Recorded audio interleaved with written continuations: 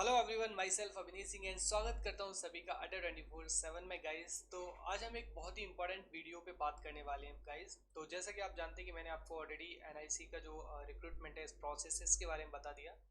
बहुत ज़्यादा कंफ्यूजन आ रहा था यहाँ पे कि सर एनआईसी साइंटिस्ट बी का सिलेबस क्या है और एनआईसी साइंटिस्ट ऑफिसर एसबी और टेक्निकल असिस्टेंट ए का सिलेबस क्या है। क्या यहाँ पे सेम है, क्या यहाँ पे अलग है ना। बहुत ज़्यादा आप लोग कंफ्यूजन में थे।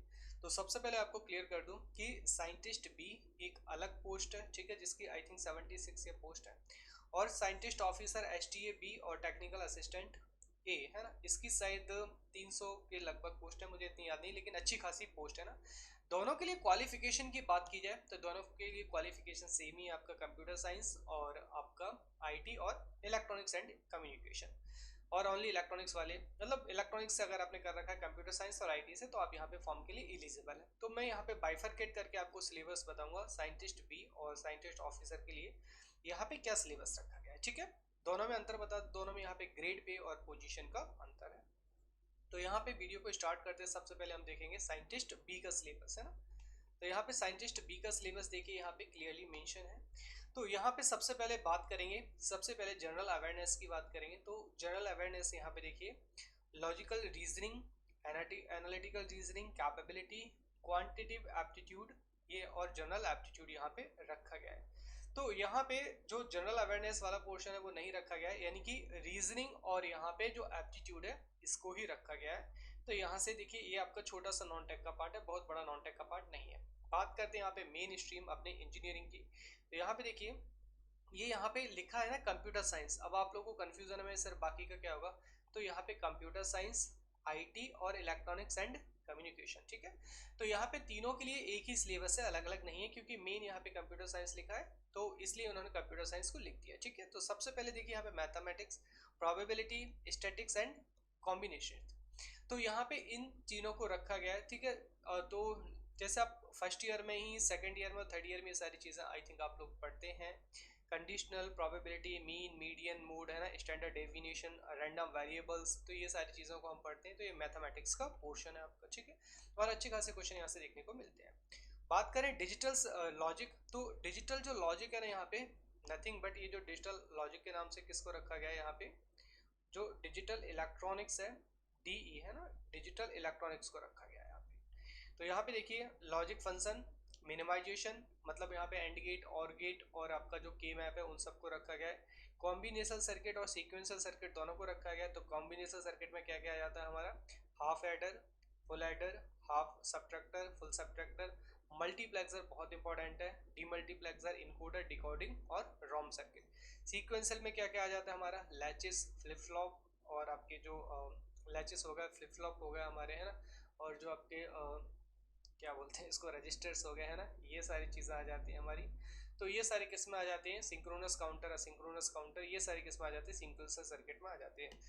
नंबर सिस्टम तो काफ़ी सिंपल है ना, फर्स्ट ईयर से पढ़ते आ रहे हैं। और यहाँ पे जो computer arithmetic, fix and floating point, इसको भी रखा गया है। बात करें कंप्यूटर ऑर्गेनाइजेशन एंड स्ट्रक्चर की, तो देखिए मशीन स्ट्रक्चर, बेसिकली यहाँ पे ये सारी चीज़ें जो आप माइक्रो प्रोसेसर में भी पढ़ते हैं, तो माइक्रो प्रोसेसर का पार्ट ये रखा गया है। अब देखो यहाँ पे इलेक्ट्रिकल इंजीनियरिंग, इलेक्ट्रिकल इंजीनियरिंग का मतलब ये नहीं है कि यहाँ पे पूरा इलेक्ट्रिकल इंजीनियरिंग पढ़ना है ना। तो ये इलेक्ट्रिकल इंजीनियरिंग ना होके, बल्कि यहाँ पे किसको रखा गया है, यहाँ पे दादा, सिर्फ और सिर्फ यहाँ पे नेटवर्क को रखा गया है। क्या है आपका, नेटवर्क। क्या रखा गया है यहाँ पे, ये सिर्फ और सिर्फ नेटवर्क को इंक्लूड किया गया और किसी को भी इंक्लूड नहीं किया गया, जो कि आप फर्स्ट ईयर में भी पढ़ते हैं, ठीक है। तो अब देखिए यहाँ पे क्या लिखा गया है, पावर इलेक्ट्रॉनिक्स। पावर इलेक्ट्रॉनिक्स मतलब जो बेसिक, पावर इलेक्ट्रॉनिक्स पूरा सर्किट नहीं है, पावर इलेक्ट्रॉनिक्स मतलब यहाँ पे बेसिक डिवाइसेस, जैसे कि एस एम पी एस वगैरह जो यूज होते हैं ना। उसके बाद में देखिए डिफरेंट डिफरेंट सिग्नल हो गए।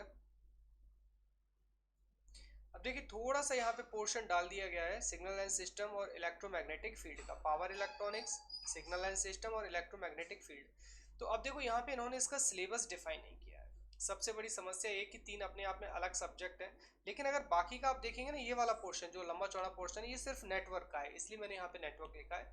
तो यहाँ पे देखो EMFT, signal and system and power electronics, इसको देखना है लेकिन बहुत ज़्यादा नहीं देखना है, सिर्फ इसका जो बेसिक्स है उसी को टच करना है। वाइल देखिए KCL, KVL, mesh analysis, transient response, resonance है ना, थ्योरम्स, और जो आपका MPT वगैरह ना, ये आपको भर भर के दे रखा है। तो यहाँ से जो अच्छे खासे क्वेश्चन है वो आपको देखने के लिए मिल सकते हैं। समझ में आया?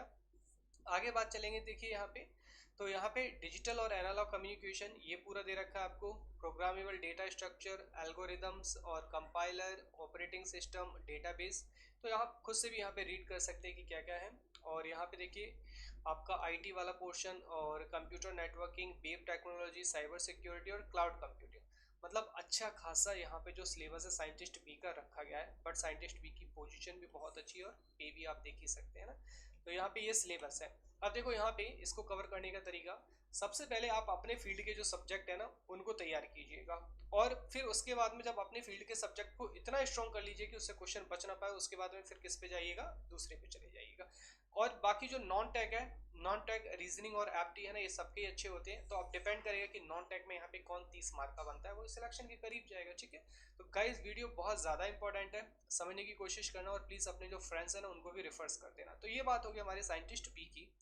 अब हम लोग यहाँ पे बात करेंगे किसकी, साइंटिफिक ऑफिसर, इंजीनियर SB और टेक्निकल असिस्टेंट डी। ठीक है, यहाँ पे भी सेम क्वालिफिकेशन है, CS, IT और इलेक्ट्रॉनिक्स इंजीनियरिंग। ठीक है, तो 3 यहाँ पे ब्रांच जो है आपकी एलिजिबल है। पोस्ट का अंतर है, मैंने आपको पहले ही बता दिया, और अब जाहिर सी बात है पोस्ट का अंतर है तो यहाँ पे जो जॉब क्वालिफिकेशन उसमें भी अंतर आएगा और पैसे का भी अंतर आएगा, है ना। अब देखो यहाँ पे जो सबसे पहले सिलेबस है हमारा, तो यहाँ पे सेम 35% जैसे यहाँ पे था वहाँ पे भी था, सेम ही है आपका।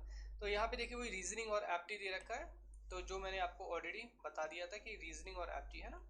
उसके बाद देखिए यहाँ पे सिलेबस में चेंजमेंट किए गए हैं क्या क्या। प्रोबेबिलिटी सेम है, डिजिटल कंप्यूटर एंड प्रिंसिपल। तो अब देखो यहाँ पे ना, इसको ध्यान से देखना दोस्तों, क्या लिखा है, number system, binary, octal, hexadecimal, ये सारी चीज़ें लिखा है कि नहीं लिखा गया ना, के map, combination, logic circuit, adder.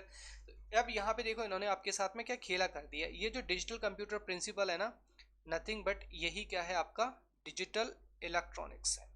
यही क्या है आपका डिजिटल इलेक्ट्रॉनिक्स है। ठीक है, देखो यहाँ पे JK flip flop, T flip flop, D flip flop, ये सारी चीज़ें रखी गई। आई डोंट नो कि डिजिटल कंप्यूटर प्रिंसिपल इसको नाम क्यों दिया गया है, यहाँ पे डिजिटल इलेक्ट्रॉनिक्स आपका। ठीक है, तो इस सब्जेक्ट को लेकर आप लोग परेशान हो रहे थे कि सर ये क्या है, तो ये कुछ नहीं, यहाँ पे क्या है डिजिटल इलेक्ट्रॉनिक्स, आपको यहाँ पे मूर्ख बना दिया गया और कुछ नहीं है। आगे चलते हैं यहाँ पे कंप्यूटर ऑर्गेनाइजेशन एंड आर्किटेक्चर। तो यहाँ पे देखिए वही पूरा जो माइक्रो प्रोसेसर वाला सब्जेक्ट है वो पूरा पूरा रखा गया है। प्रोग्रामिंग एंड डेटा स्ट्रक्चर, तो ये जो आप पढ़ते ही होंगे है ना, computer science, being computer science और IT।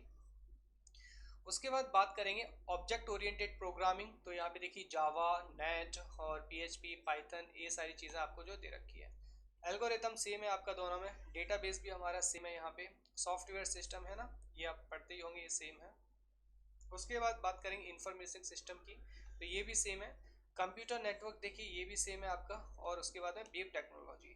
तो यहाँ पे जो 3 सब्जेक्ट हैं दैट इज इलेक्ट्रिकल इंजीनियरिंग में, ठीक है, नेट और एनालॉग कम्युनिकेशन और डिजिटल कम्युनिकेशन, ये यहाँ से हटा दिए गए हैं आपके। ठीक है, यानी कि एनालॉग जो इलेक्ट्रॉनिक्स है वो यहाँ पे हटा दिया गया है। तो ये बेसिक यहाँ पे डिफरेंस है सिलेबस में। ठीक है, हाउ टू कवर दिस, अगर देखिए यहाँ पे with the help of books अगर आप खुद से कर पा रहे हैं वेल एंड गुड, करते रहिए। लेकिन मैं यहाँ पे रेफर करूंगा कि जितने भी प्राइवेट जॉब्स वाले हैं ना उनके लिए एक बहुत अच्छी अपॉर्चुनिटी, क्योंकि कंप्यूटर साइंस में मोस्टली आपको देखना है कि प्राइवेट जॉब में ही जाते हैं ना। तो यहाँ पे आप लोगों के लिए एक बहुत ही अच्छी अपॉर्चुनिटी, खासकर कि ये वाली जो पोस्ट है ना, ये वाली पोस्ट आपके लिए एक बहुत अच्छी अपॉर्चुनिटी, क्योंकि यहाँ पे जो सिलेबस है कंप्यूटर साइंस और IT वालों के लिए ही फिक्स किया गया है। तो अब देखिए अगर जॉब के साथ प्रिपरेशन कर रहे हैं तो आपको उतना टाइम भी नहीं मिल पाता होगा। तो यहाँ पे देखिए अड्डा 24/7 में सेपरेट बैचेस यहाँ पे लॉन्च किए हैं, और पूरा का पूरा ये वीडियो कोर्स है जिसे आप कहीं भी किसी भी तरीके से यहाँ पे एक्सेस कर सकते हैं और अपना जो कोर्स है उसको कंप्लीट कर सकते हैं। बहुत ही कॉम्प्रिहेंसिव वे में आपको पढ़ाया गया है। तो देखो यहाँ पे जो आपका साइंटिस्ट NIC जो साइंटिफिक ऑफिसर है आपका, है ना, ये आपका अलग रखा गया टेक्निकल असिस्टेंट वाला पोर्शन, और यहाँ पे जो साइंटिस्ट बी वाला पोर्शन है इसको अलग रखा गया ना, क्योंकि इसका सिलेबस बहुत ज़्यादा है, इसका सिलेबस उतना कम है। लेकिन मैं कहूँगा कि दोनों के लिए ही आप प्रिपरेशन करें तो बहुत ज़्यादा बेटर होगा। अब देखो यहाँ पे आपको करना क्या है, किस तरीके से आपको अवेल करना है। अड्डा 24/7 की साइट पे जाएंगे सबसे पहले, उसके बाद ऑल कोर्सेज में जाएंगे, उसके बाद AE JE में जाएंगे। AE JE में जाने के बाद में आपको यहाँ पे अपनी ब्रांच सेलेक्ट करना है, कंप्यूटर साइंस या इलेक्ट्रॉनिक्स दोनों में दिखेगा आपको। NIC वहाँ पे लिखा दिख जाएगा कोर्स। NIC पे आप जैसे क्लिक करेंगे ये थंबनेल आपके सामने आ जाएंगे। अब वहाँ पे सी ऑफर्स है ना, तो वहाँ पे जो भारी भरकम सा प्राइस है वो आपको नहीं देना है। यहाँ पे मैक्सिमम डिस्काउंट और मेरी गाइडेंस के लिए यानी कि फैकल्टी गाइडलाइन के लिए आपको जो कोड यूज़ करना है वो सिर्फ और सिर्फ Y433 यूज़ करें। Y433 और कोई दूसरा कोड गलती से यूज़ नहीं करना है एट एनी कॉस्ट, चाहे फ़ोन कॉल मैसेज कुछ भी आए। तो मेरी गाइडेंस और यहाँ पे मैक्सिमम डिस्काउंट के लिए आपको ये कोड यूज़ करना है। तो गाइज देखिए यहाँ पे फर्दर अगर आपको जैसे कोई भी क्वेरी है ना, आप क्या कर सकते हैं, ये मेरा मेल आईडी, इस पर मुझे मेल कर सकते हैं और कम्युनिकेट कर सकते हैं। अभिनेश ABHINESH